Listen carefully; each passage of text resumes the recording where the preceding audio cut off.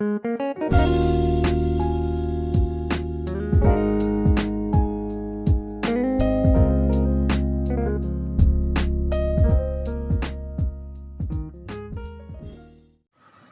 को मेरा प्यार भरा प्रणाम।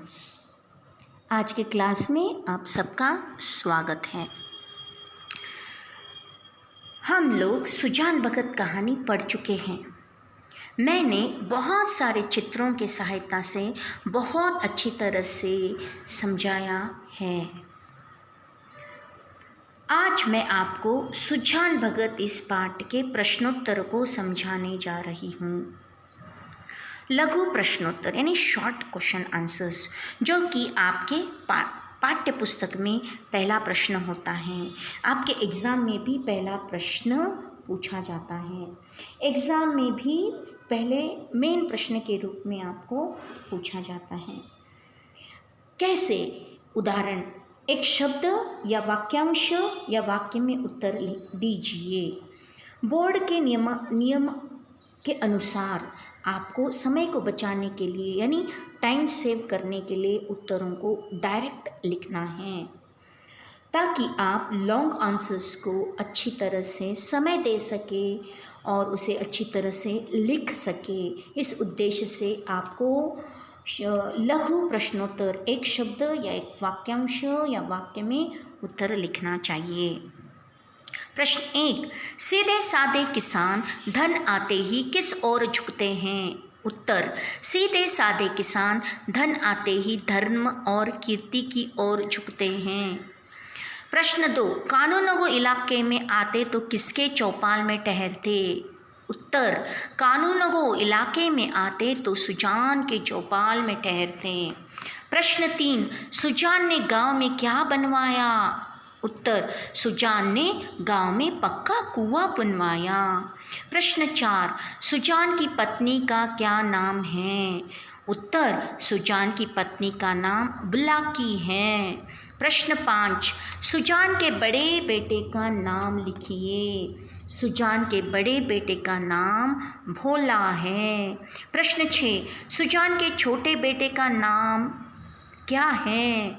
उत्तर, सुजान के छोटे बेटे का नाम शंकर है। प्रश्न 7, कौन द्वार पर आकर चिल्लाने लगा? भिक्षुक द्वार पर आकर चिल्लाने लगा। प्रश्न 8, बुढ़ापे में आदमी की क्या मारी जाती है? उत्तर, बुढ़ापे में आदमी की बुद्धि मारी जाती है। प्रश्न 9, घर में किसका राज होता है? घर में जो कमाता है उसी का राज्य होता है, ये सही उत्तर है। प्रश्न 10, कटिया का ढेर देखकर कौन दंग रह गई? उत्तर, कटिया का ढेर देखकर बुलाकी दंग रह गई। प्रश्न 11, सुजान की गोद में सिर रखे किन्हें अकथनीय सुख मिल रहा था? उत्तर, सुजान की गोद में सिर रखे बैलों को अकथनीय सुख मिल रहा था।